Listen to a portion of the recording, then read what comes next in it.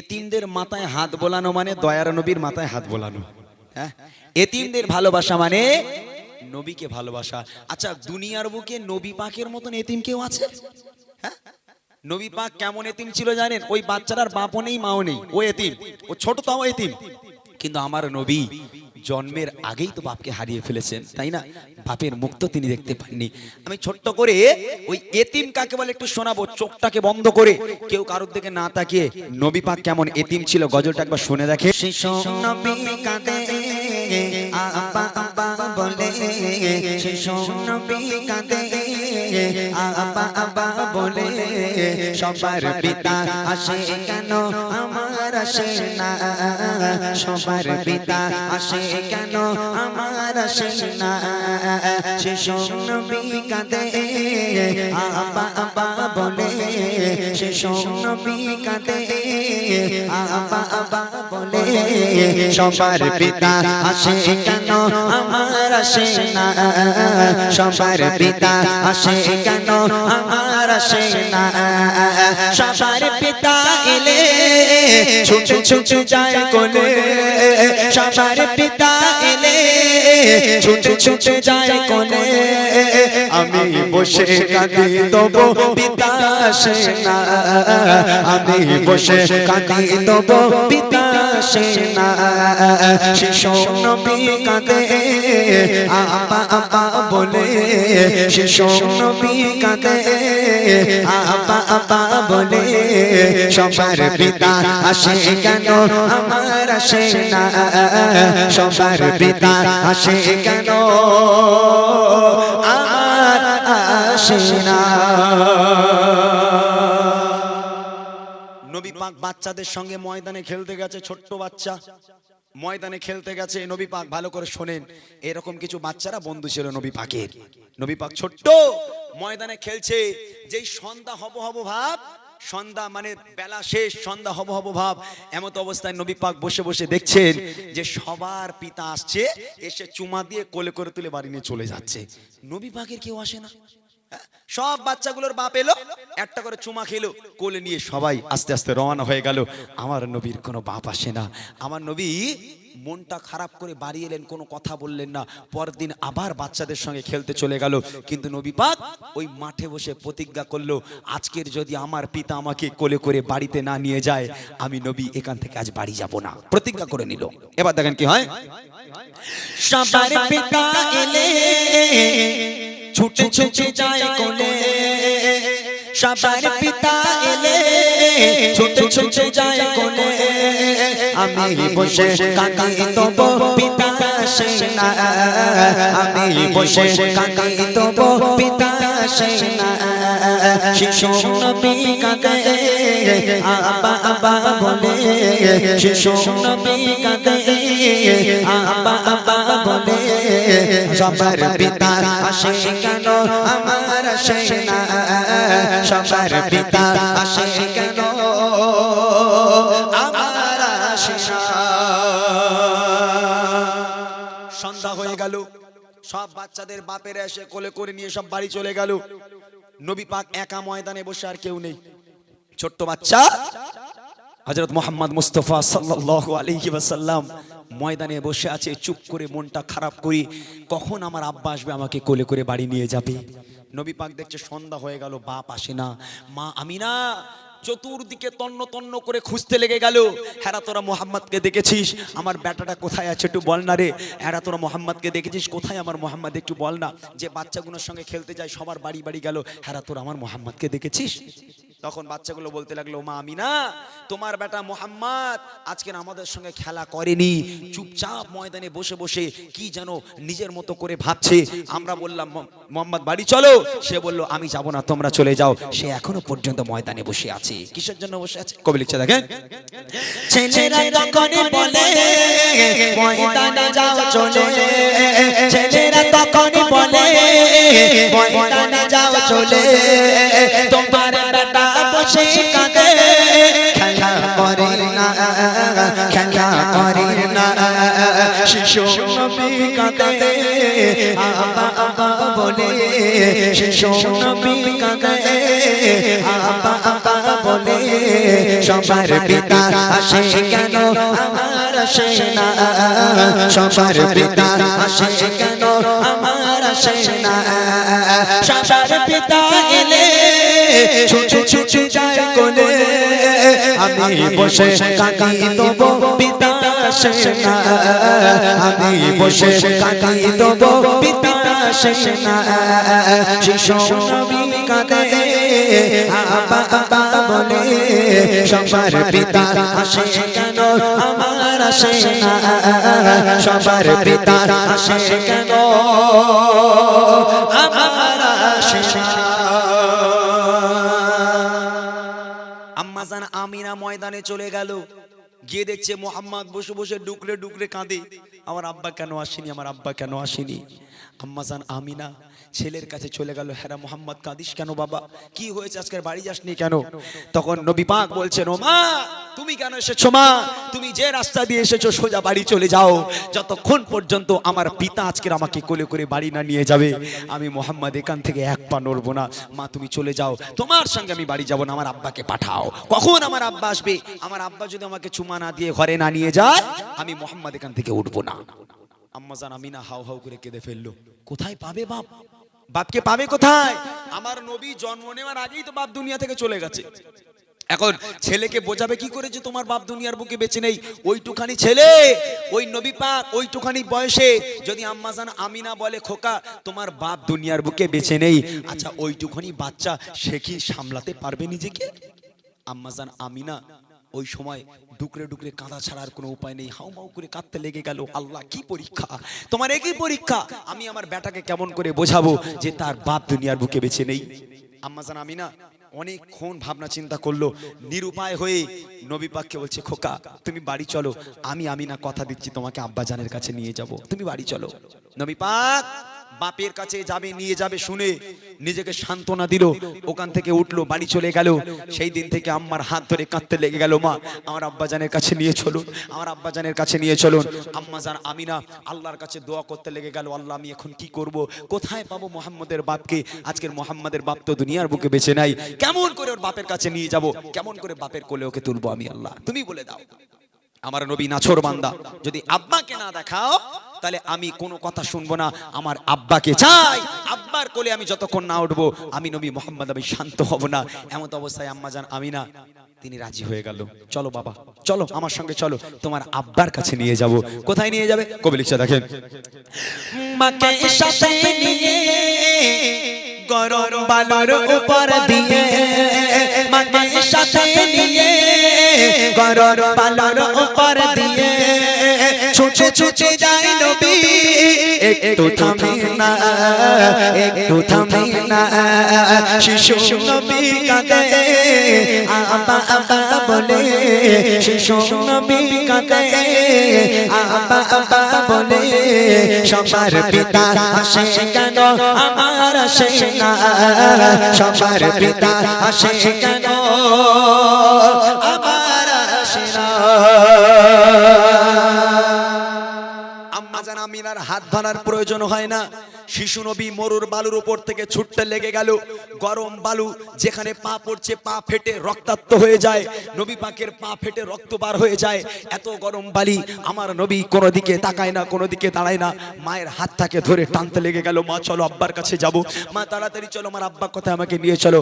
আম্মাজান আমিনা ক্লান্ত হয়ে যায়, আম্মাজান আমিনা দাঁড়িয়ে যায়, কিন্তু শিশু নবী দাঁড়ায় না, নবী পাক ছুটতে থাকে, কখন আব্বাজানকে দেখবো। আব্বাজানের রওজার কাছে মাজারের কাছে পৌঁছে গেল, যাওয়ার পর আম্মাজান আমিনা থমকে দাঁড়িয়ে গেল, আর এক পায়ে এগোতে পারে না। আম্মাজান আমিনা যখন দাঁড়িয়ে গেল, নবী পাক মায়ের হাত ধরে টান দেয়, মা দাঁড়াচ্ছ কেন মা, চলো না আব্বার কাছে যাবো না, হ্যাঁ আব্বার কাছে যাবো না, তুমি কি আমার আব্বার কাছে নিয়ে যাবে না মা? ও মা চলো না মা, আব্বা কোথায়, কোথায় আমার আব্বা?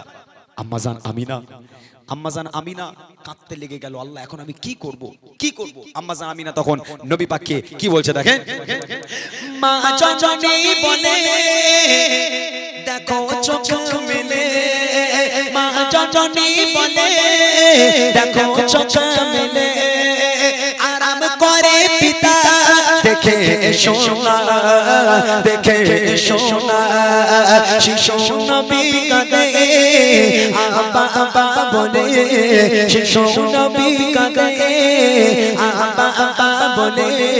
সবার পিতা আসে কেন আমার আসে না, সবার পিতা আসে কেন আমার আসে না। আমার নবী বুঝে গেল আমার পিতা দুনিয়ার বুকে বেঁচে নেই। কবরে দেখিয়ে দিল, ওই যে তোমার আব্বা শুয়ে আছে, যাও মুহাম্মদকে দেখা করে এসো। আমার নবী পাক বাপের মাজার যেই দেখতে পেল, বাপের কবর দেখতে পেল, এক ছুটে গিয়ে বাপের কবরের উপর আছাড় খেয়ে পড়েছে। আব্বা, আব্বা জীবনের মতো আপনাকে আমি আর দেখতে পেলাম না আব্বা। কবরের উপর আছাড় খেয়ে মরুর বালুর উপরে আজকের গড়াগড়ি খায় আমার আপনারা নবী। আমার আব্বা কোথায়, আমার আব্বা কোথায়? আব্বা আপনি আমাকে একবারও দেখা দিলেন না আব্বা, একবার মোহাম্মদ বলে ডাকবেন না আব্বা, একবার কি মোহাম্মদ ডাক শুনতে পাবো না? বাপের কবর ধরে আমার নবী কাঁদে। এদিকে যে মা আমিনা পেছনে, আম্মাজান আমিনা পেছনে যে ধুলার সঙ্গে লোটাপটি খাচ্ছে, রসুল আর সেটা দেখতে পেল না। আব্বার কবর ধরে কাঁদতে লেগে গেল। এদিকে পেছন দিকে আম্মাজান আমিনা ধুলোর উপরে লোটাপটি খাচ্ছে। দূর থেকে আমার নবী দেখতে পেল যে তার মা দাঁড়িয়ে নেই, তার মা ছটফট ছটফট করছে বালুর উপর থেকে। আম্মাজান আমিনা ছটফট করছে। এমন অবস্থায় নবী পাক বাপের কবরকে ছেড়ে দৌড়ে দৌড়ে দৌড়ে দৌড়ে একদম দৌড়ে গিয়ে আম্মাজানের বুকের উপর আছাড় খেয়ে পড়লো। মা কি হয়েছে তোমার? মা তুমি ছটফট করছো কেন? মা কি হয়েছে তোমার একটা বার বলো।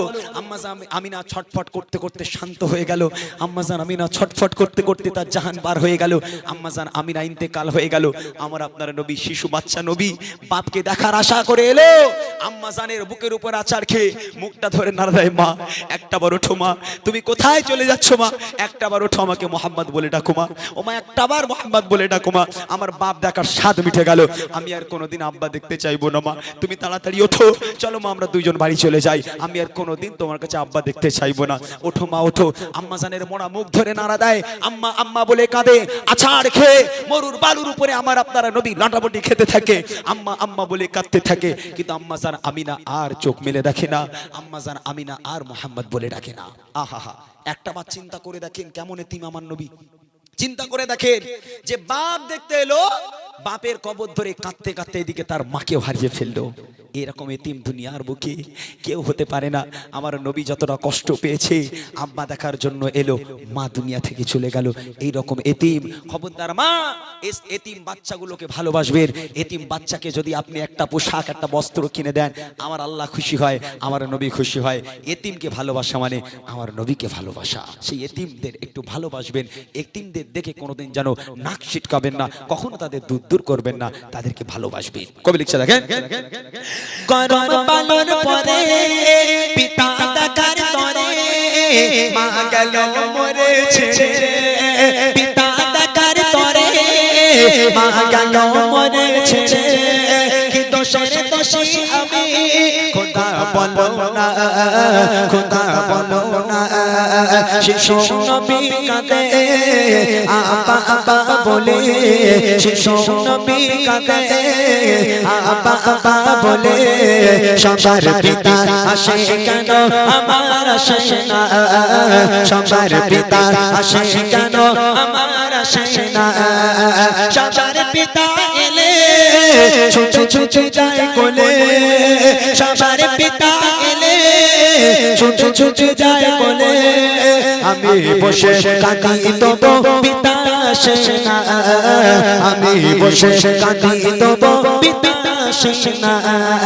শিশু নবী কাঁদে আব্বা আব্বা বলে, শিশু নবী কাঁদে আব্বা আব্বা বলে। সবার পিতা আসে কেন আমার আসে না, সবার পিতা আসে কেন আমার আসে না।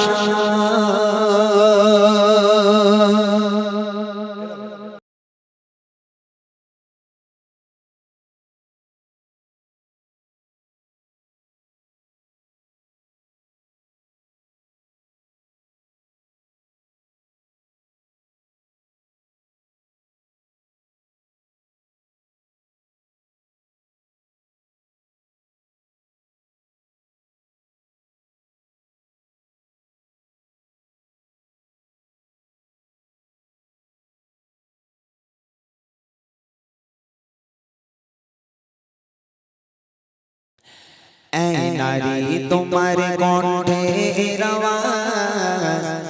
এটা ছাড়া যাবে না, এই গজলটা ছাড়া যাবে না, এ করে রাখবে, ঠিক আছে, মিউট করে রাখবে, এটা ছাড়বে না। আমি তোমাদের একটা নতুন গজল দেবো আজ ইনশাআল্লাহ, তবে এটা ছাড়বে না, মিউট করে দাও। জোরে হলে আল্লাহ নারাজ, জাহান্নামী নারী দুনিয়ায় চেনার উপায়, যাদের কণ্ঠ জোরে হয়। দুনিয়ার বুকে জাহান্নামী নারীও চেনা যায়, ভালো করে বুঝুন, আমার উপর যেন রাগ করবেন, আমার গাড়ির চাকা যেন লিক করবেন না, খবরদার। দুনিয়ার বুকে জাহান্নামী নারীও চেনা যায়, তবে কারা জাহান্নামী নারী? দুনিয়ার বুকে আম্মাজান ফাতেমাতুজ জোহরা রাদিয়াল্লাহু তাআলা আনহা, আমরা সকলে জানি যে নবীর মেয়ে ফাতেমা জান্নাতের রানী। কিসের জন্য জান্নাতের রানী হলো? আমি যদি আপনাদের জিজ্ঞেস করি নবীর মেয়ে ফাতেমা কেন জান্নাতের রানী, তাহলে আপনারা বলবেন সে নবীর মেয়ে তাই তিনি জান্নাতের রানী। আদেও কিন্তু সেটা নয়, সে নবীর মেয়ে বলে জান্নাতের রানী নয়। আম্মাজান ফাতেমা তার নিজ গুণে, তার ঈমান আমলের জন্য জান্নাতের রানী। এখন নবীর মেয়ে ফাতেমা জান্নাতের রানী না হয়ে বাগানাইটের কোনো একটা ছকিনা, হ্যাঁ, কোনো একটা ফাতেমা যদি জান্নাতের রানী হতো, আমরা একটু মানে রাজারহাটের দিকে গল্প করতে পারতাম যে বাগানাটি ছকিনাপুর মেয়ে ফাতেমা জান্নাতের রানী হতো, কিন্তু তা নয়। দুনিয়ার বুকে কারা জান্নাতে যাবে, কারা জাহান্নামে যাবে, দুনিয়ার বুকে কোন নারীগুলো আজকের জাহান্নামে যাবে, তার মধ্যে অনেক গুণ আছে, তার মধ্যে অনেক কারণ আছে, তবে তার মধ্যে দুটো মূল কারণ বলবো, যে দুটো মূল কারণের জন্য আজকের নারীরা বেশি অংশ জাহান্নামী। কবি লিখছে দেখেন, এই নারী তোমার কণ্ঠের আওয়াজ, জোরে হলে আল্লাহ নারাজ। এই নারী তোমার কণ্ঠের আওয়াজ, জোরে হলে আল্লাহ নারাজ। জাহান্নামী নারী দুনিয়ায় চেনার উপায়, যাদের কণ্ঠ জোরে হয়। এই নারী তোমার কণ্ঠের আওয়াজ, জোরে হলে আল্লাহ নারাজ। জাহান্নামী নারী দুনিয়ায় চেনার উপায়, যাদের কণ্ঠ জোরে হয়। আর নারী যদি জোরে আওয়াজ করার হুকুম পেত, তবে এদের আজাদ দেওয়া যায় জগত। মিরাজ থেকে এসে নবী, মিরাজ থেকে এসে নবী সাহাবীদের শোনায়, সাহাবীদের শোনায়। এই নারী তোমার কণ্ঠের আওয়াজ, জোরে হলে আল্লাহ নারাজ। এই নারী তোমার কণ্ঠের আওয়াজ, জোরে হলে আল্লাহ নারাজ। জাহান্নামী নারী দুনিয়ায় চেনার উপায়, যাদের কণ্ঠ জোরে হয়। দুটো কারণ বলবো বলেছি, তার মধ্যে প্রথম কারণ হলো নারীদের কণ্ঠের আওয়াজ। আজকের এই গ্রামের মায়েরা আপনারা এতজন বসে আছেন, যে ঠান্ডা হয়ে বসে আছেন, এখানে প্রমাণ হয় যে আপনারা খুব ভালো মানুষ। ওমা, আমাদের রাজারহাটে কিছু কিছু বউরা আছে, যদি একটা বাড়িতে ঝগড়া করে, তিনটে বুথের মানুষ জানতে পারে যে অমুকির বউ স্বামীর সঙ্গে চুল ছেঁড়াছিড়ি করছে। ওরে আল্লাহ, ওর গলায় যে এত আওয়াজ, যদি মুখ্যমন্ত্রী মমতা ব্যানার্জি জানতে পারে, ও তুলে লে যাবে, চল তোরই প্রধানমন্ত্রী করবো। ওর গলার এত জোর, বাপরে বাপ। আল্লাহ রসুল যখন মেরাজে গেলেন, মেরাজ থেকে ফিরে আসার পর সাহাবায়ে কেরামগণ জিজ্ঞেস করেছিল, ইয়া রাসূলুল্লাহ, ইয়া হাবিবাল্লাহ, আপনি কি দেখলেন? আল্লাহ রসুল আফসোসের সঙ্গে বলেছিল, হে সাহাবারা, বড় আফসোসের বিষয়, আমি মেরাজ থেকে ফিরে আসার সময় জাহান্নামের মধ্যে তাকিয়ে দেখলাম বেশি অংশ নারীরা জাহান্নামের আগুনে জ্বলছে। বেশি অংশ নারীরা জাহান্নামের আগুনে জ্বলছে। একটা মেয়ের জন্য জান্নাতে যাওয়া সোজা, একটা পুরুষের জন্য জান্নাতে যাওয়া কঠিন। তবে আল্লাহ রসুল বলছেন, আমি দেখলাম বেশি অংশ নারীরা জাহান্নামী। তার কারণ কি? তার কারণ হলো প্রথম নম্বর কণ্ঠের আওয়াজ। যদি মেয়েদের কণ্ঠের আওয়াজ জায়েজ হতো, তাহলে মসজিদের মুয়াজ্জিন ছেলেরা হতো না, মেয়েরা হতো। হ্যাঁ, মেয়েদের কণ্ঠ মধুর মতো, তাহলে ছেলেদের আর মুয়াজ্জিনি করা লাগতো না। আচ্ছা, আপনারা শুনেছেন 1,24,000 পয়গম্বর নবী দুনিয়ার বুকে এসেছে, মতান্তরে 2,24,000। আপনারা কোনোদিন শুনেছেন কোনো মেয়ে নবী হয়ে এসেছে? হয়নি। কেন বলেন তো? মেয়েদেরকে নবী করা হয়নি, আল্লাহ পাক মেয়েদেরকে নবুয়ত দেয়নি এই কারণে, মেয়েরা যদি নবী হতো, নবুয়ত পেত, যখন মেয়েরা দাঁড়ে দাঁড়িয়ে দিনকে প্রচার করার জন্য যেত, তাদের কণ্ঠের আওয়াজ মানুষের কাছে পৌঁছে যেত, তাতে করে তাদের পর্দা লঙ্ঘন হতো, বিশৃঙ্খল সৃষ্টি হতো, যার কারণে কখনো কোনো মেয়েকে আল্লাহ পাক নবুয়ত দেয়নি, কোনো মেয়ে নবী হয়ে আসেনি। কবি লিখছে দেখেন, ও গো আল্লাহ দেখো লাখো লাখো নবী পাঠিয়েছিল, সবাই তারা পুরুষ ছিল, নবুয়ত যারা পেল। আর নারী যদি নবী হতো পর্দা লঙ্ঘন হতো, ইসলাম প্রচারে উম্মতের দারে দারে নারীর কণ্ঠ ছড়িয়ে যেত। আর নারী যদি নবুয়ত পেত,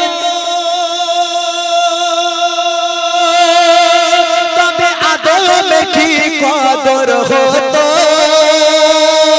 জান্নাত কি আর খুঁজতো না রে, জান্নাত কি আর খুঁজতো না রে, স্বামীর পায়েরই তলায়, স্বামীর পায়েরই তলায়।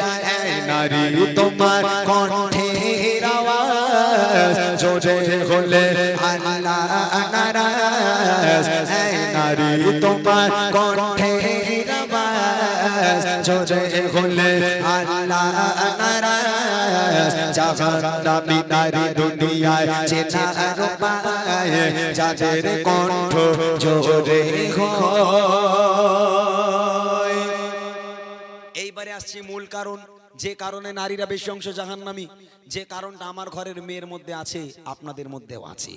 আপনারা স্বীকার করেন আর না করেন, যে কারণটা প্রত্যেক মেয়েদের মধ্যে আছে, এমনকি আমার ঘরের মায়েদের মধ্যেও আছে। এই কারণগুলোকে পরিবর্তন করতে হবে। আজকের বলে যাব এই মূল কারণটা, এটা যদি আজকের শোনার পরও আপনাদের মধ্যে থেকে যায়, নিঘাত আপনি জাহান্নামী। আর যদি পরিবর্তন করতে পারেন, তাহলে জাহান্নামের আগুন থেকে বাঁচা যাবে। সেটা কি জানেন? সেটা হলো স্বামীর খিদমত। সেটা হলো স্বামীর খিদমত।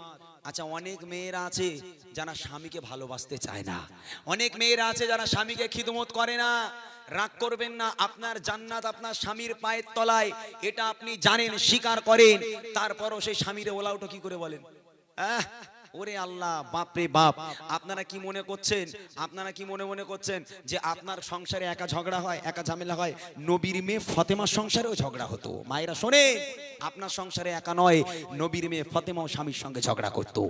হযরত আলী একদিকে, ফাতেমা একদিকে, কেউ কারোর সঙ্গে কথা বলে না, ঝগড়া হয়েছে, তাদের ঝগড়া মেটানোর জন্য কে আসতো? হ্যাঁ, মন্ত্রী, এমএলএ নাকি গ্রামের মেম্বার? কে ঝামেলা মেটাতে আসতো? মন্ত্রীর প্রয়োজন হতো না, পুলিশ প্রশাসনের প্রয়োজন হতো না, আল্লাহ রাসূল নিজে এলো। এই ফাতেমা, কি ব্যাপার, ঝগড়া করেছো? মেয়ে বলছে আব্বা আপনার জামাই এই করেছে ওই করেছে, জামাই বলছে আপনার মেয়ে এই করেছে ওই করেছে, যেটা হয় আর কি। আল্লাহ রসুল কি করলো? একদিকে ফাতেমাকে শোয়ালো, মাঝখানে আল্লাহ রসুল শুলো, আর একদিকে হযরতে আলী।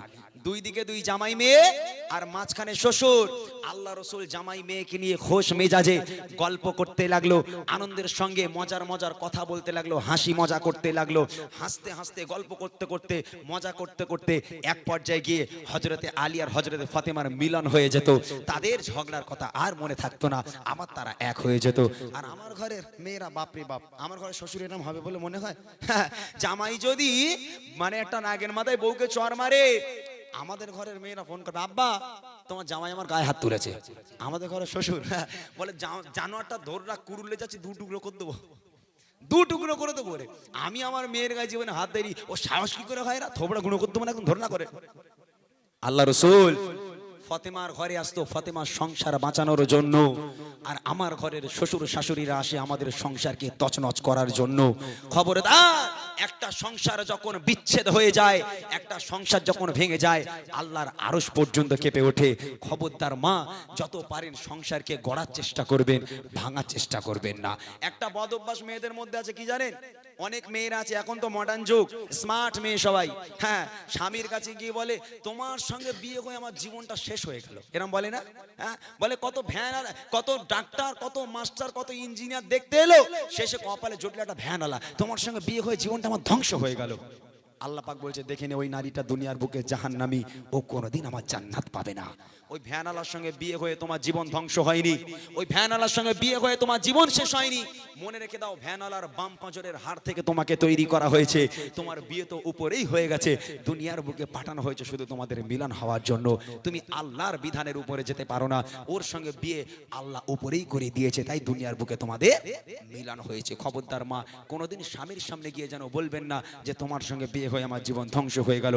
কোনোদিন আপনি জান্নাত পাবেন না। মনে রাখেন, আপনার জান্নাত আপনার স্বামীর পায়ের তলায়। সে স্বামীকে ভালোবাসুন, আল্লাহ খুশি হবে। শেষ কথায় কবি লিখছে, ও গজে নারীরা স্বামীর উপর হুকুম তামিল করে, আর ভুলে যেও না তুমি সৃষ্টি হয়েছো পুরুষের বাবা জোড়ের হাড়ে।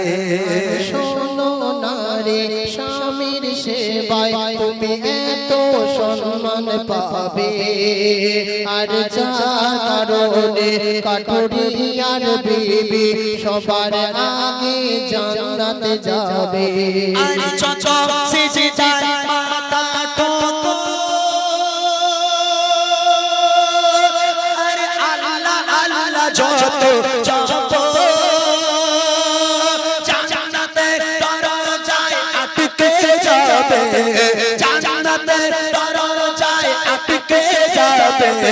স্বামী যদি নারাজ হয়, স্বামী যদি নারাজ হয়, এই নারী তোমার কণ্ঠের আওয়াজ জোরে হলে আল্লাহ নারাজ। এই নারী তোমার কণ্ঠের আওয়াজ জোরে হলে আল্লাহ নারাজ। জাহান্নামী নারী দুনিয়ায় ছেনা আর পায়, যাদের কণ্ঠ জোরে হয়। আর নারী যদি জোরে আওয়াজ করার হুকুম পেত, তবে এদের আজান দেওয়া জায়েজ হতো। মিরাজ থেকে এসে নবে, মিরাজ থেকে এসে নবে, সাহাবীদের শোনায়, সাহাবীদের শোনায়। এই নারী কণ্ঠের আওয়াজ জোরে হলে আল্লাহ নারাজ। এই নারী তোমার কণ্ঠের আওয়াজ জোরে হলে আল্লাহ নারাজ। জাহান্নামী নারী দুনিয়ায় চেনা আর পায়, যাদের কণ্ঠ জোরে হয়, যাদের কণ্ঠ জোরে হয়, যাদের কণ্ঠ জোরে